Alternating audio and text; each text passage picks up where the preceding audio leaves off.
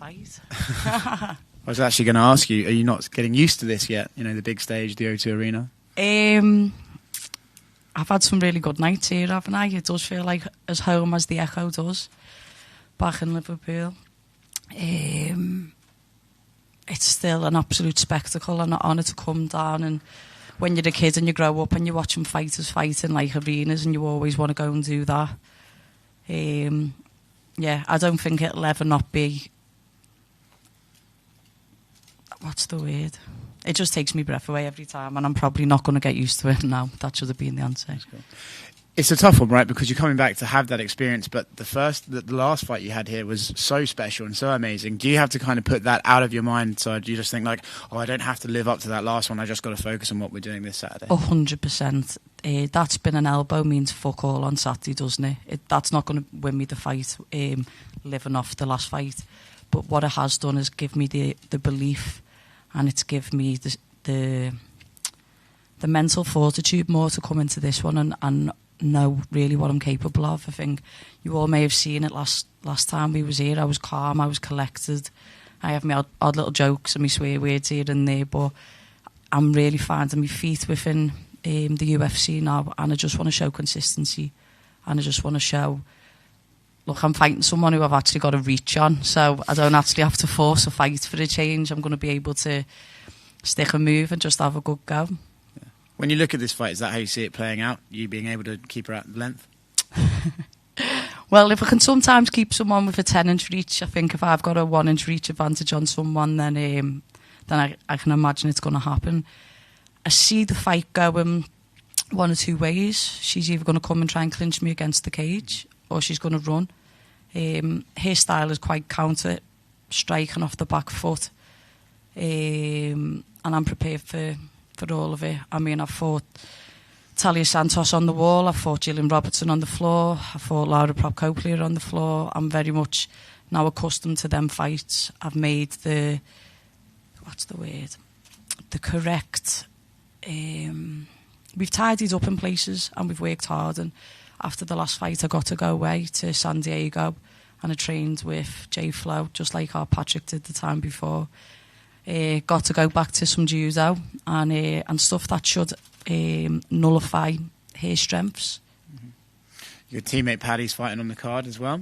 What have you made of the twerking talk going on with him and Jordan? Oh, fucking hell. I don't know, he's just trying to sell a fight. I appreciate anyone who likes to express themselves and show just who they kind of are, but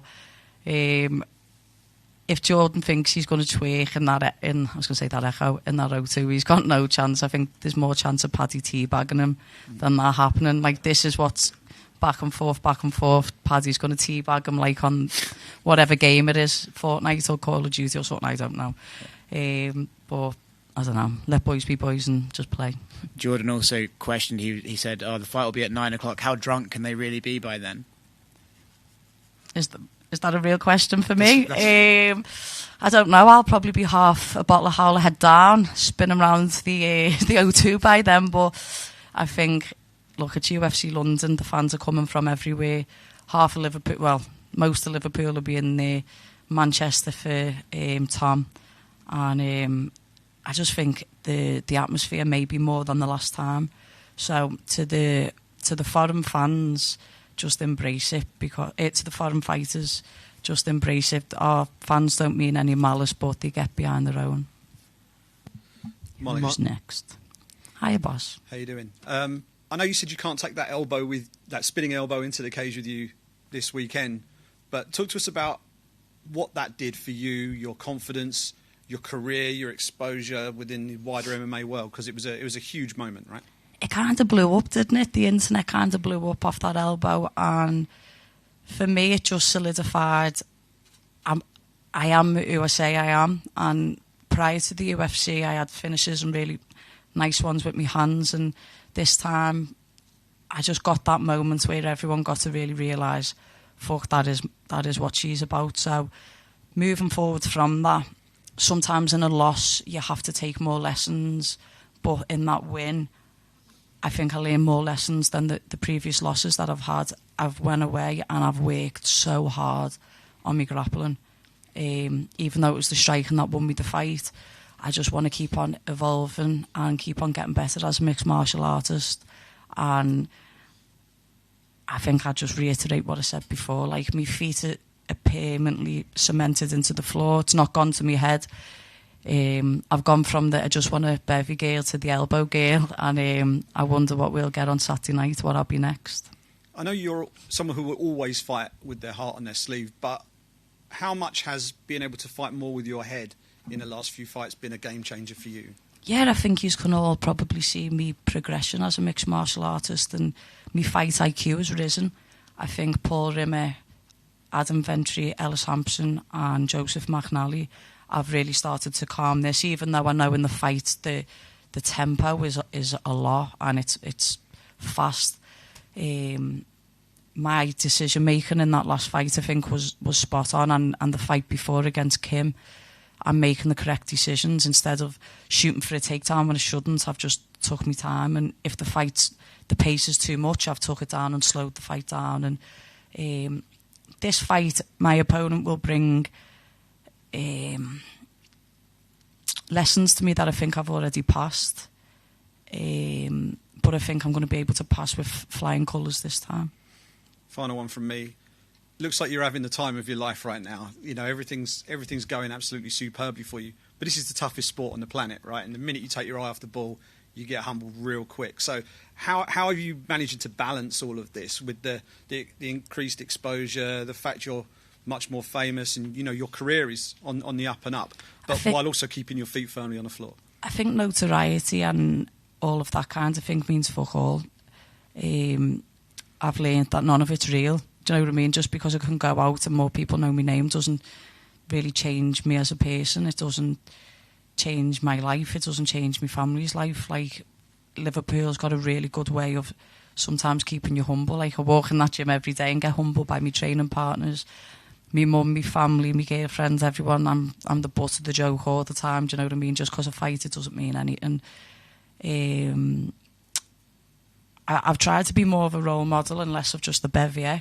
I've tried to drink less and do more for my community since getting more notoriety, so I think that always keeps you humble. And through all of this journey, and through Everton and through the last fight, I've just realised I just want to be a world champion.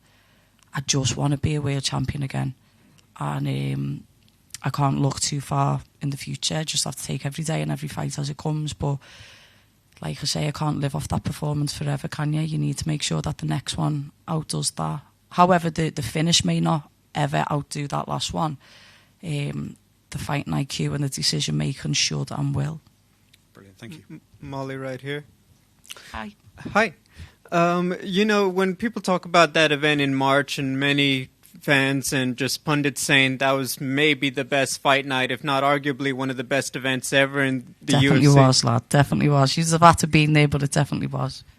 Well, my question is, when you're next up, you've seen, you know that the English and the European fighters are doing well. How much did that affect you, whether it be confidence, whether it be pressure, or anything else in your energy? All Molly McCann needs is a crowd. That's all I need. I couldn't do COVID.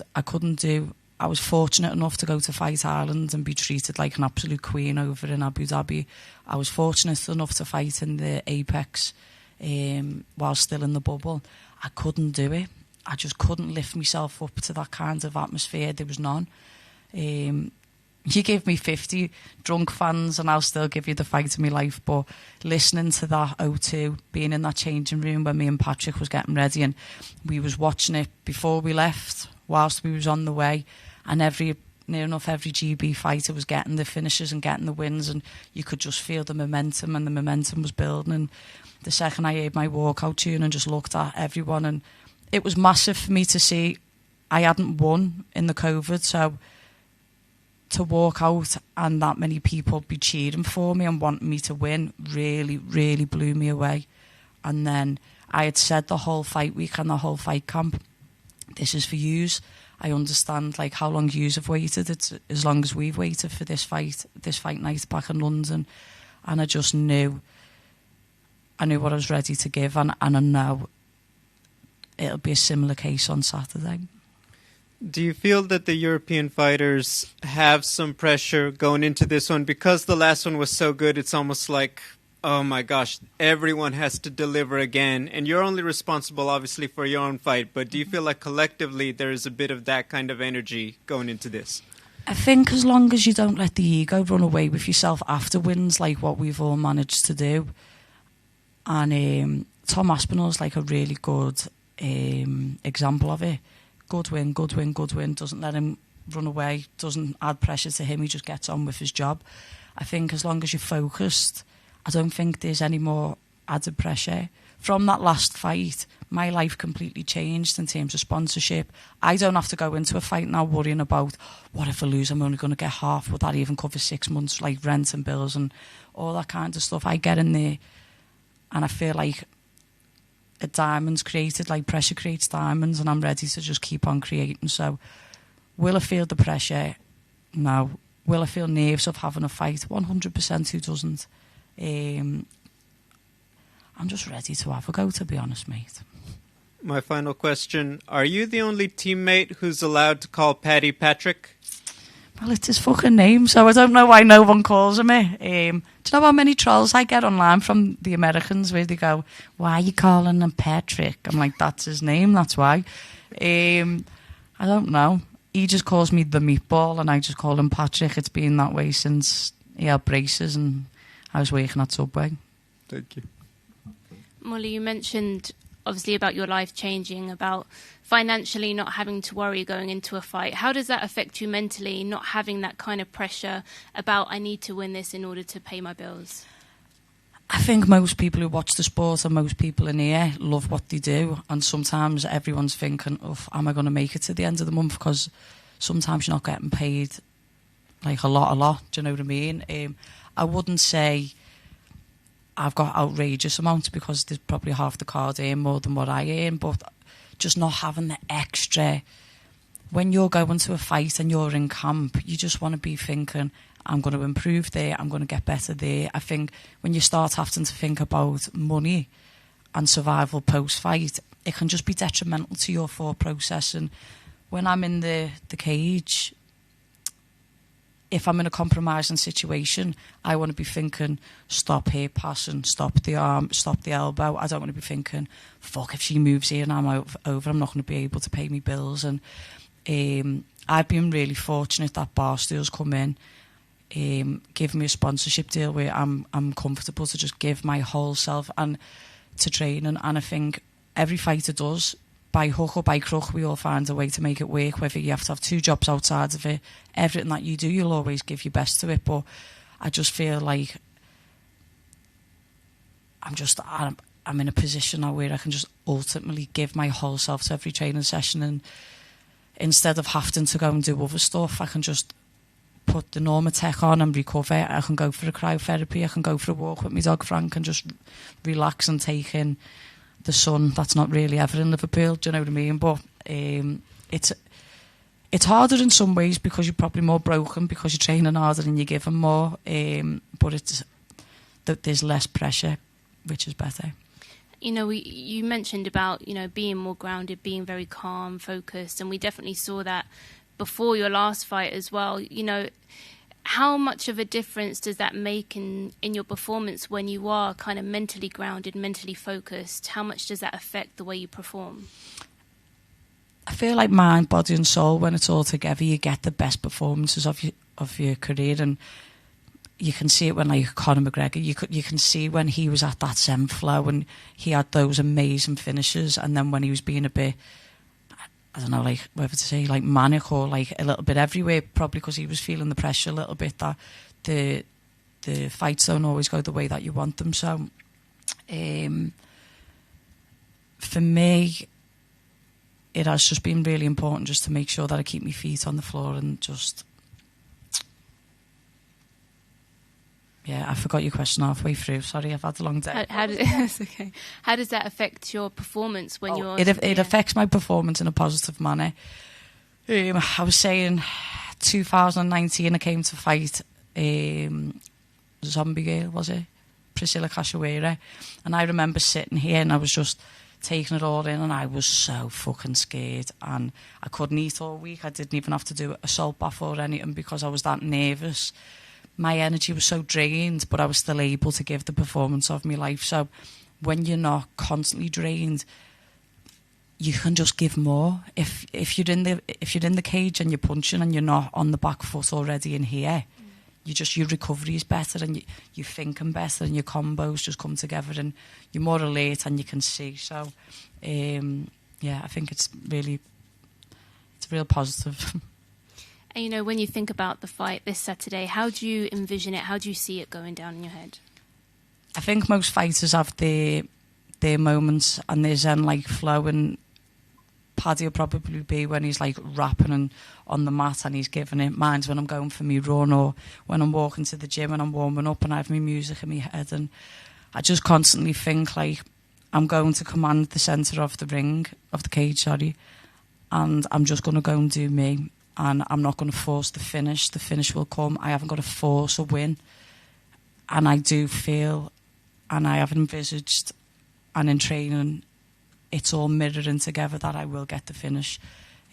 Whether it needs to be a grappling, a submission, or whether it's going to be a striking finish, I think every single person who's been around me, who's been in camp, who's watched me this week, can just tell something special is coming. So Dan Hardy said to me, off the back of that last fight, is kind of like 3 wins. I went, what do you mean, lad? And he went, just in here, you'll just be a different animal, and you can kind of carry the momentum and the self-belief moving forward. So I believe that's where I'm at. Thank you. No problem. Molly, just in terms of you and Paddy going global from Liverpool, how does that actually feel to represent Liverpool and to just go global with your best mate?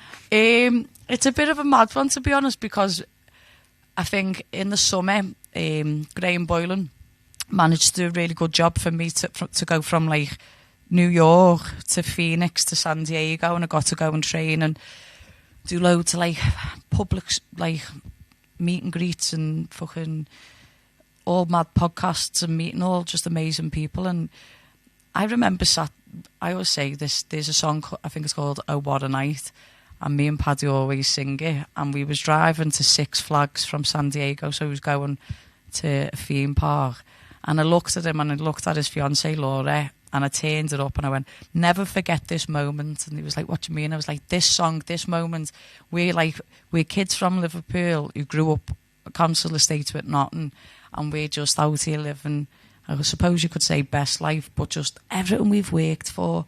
And the good thing is we epitomise being a Scouser. And some people might not like it, but I know everyone back home is proud of us. Because we just try and be honest, we try and just tell the truth, we try and be funny, and we try and give paying customers and working class people what they deserve when they're paying and when they're watching. And at the end of the day, it's prize fighting, it's gamesmanship and sportsmanship, and you want to see it all, so we try our very best to give that to everyone. So back in March, Paddy was taking the mick out of you for Everton, maybe going down, and Liverpool winning everything. Now Liverpool didn't win the Champions League and the Premier League. You stayed up. You were at Goodison Park celebrating. That must have been mega. I think it was BT put it out there, didn't they? Half the world see me like scale. I was like in the main stand up at here, managed to jump down, hang down into someone's box. I was like, love, can I get down there? She's like, yeah, getting ready to catch me. I got onto that field. I was with Dele Alli, Seamus Coleman, Frank Lampard. I got to them all, and I had flares. I had all like blue in my hair for I don't know how long. I had to do a UFC Connected interview the next day, and I had no voice left, and my hands were still blue from the flares. But what a good time that was to be an Evertonian. I got taken the piss out of quite a lot for how much we celebrated staying up, but those who don't understand just don't matter. And Paddy was going, I hope yous go down, and all that. And you remember this time, last time I was here, I was giving it to the Everton players, because I was like, you need to play for the badge and play for what it means. And they did. And when Liverpool lost the league and when they lost the Champions League, I didn't need to gloat, or I didn't need to rub it in Paddy's face, because like Everton haven't won nothing. But it was bittersweet, like, because there was a little bit of a yes in there. But yeah. There's still murders. I have got an Everton poster in the changing room, a flag, and he goes, "Get that fucking down," before he walks in. So, just got 2 more for you. Go Molly, on, Tim lad. from Sportskita here. How is it adjusting back to normalcy after such a high in the last fight night? Or is it still going on? I'm Molly McCann. Nothing's normal in my life. Nothing's ever been normal in my life. I felt more at peace, in all honesty, since all of that, because I think if you feel fulfilled and have lived up to your potential, I don't feel like I'm touching my potential yet, but I'm like, I'm showing steady growth towards where I need to be. Then it's all good. I think the hardest part's learning to say no and not giving too much of myself to everyone else, which in this fight camp I've also learned to do. I have done nothing but eat, sleep and train. I've probably done 2 media obligations the whole camp because I haven't tried to lose track and lose focus. The main thing is to keep the main thing. And if I'm honest with me goals, my dreams and my ambitions of being a world champion, then I can't run away. Like I keep saying, that elbow will probably get sketched on me gravestone. Do you know what I mean? And me I just want a bevy lad quote will be there, but it doesn't mean anything, in all honesty. And last one for you. You want to work towards a world title, you said. Is there someone in the top 10, a name that you want to call out?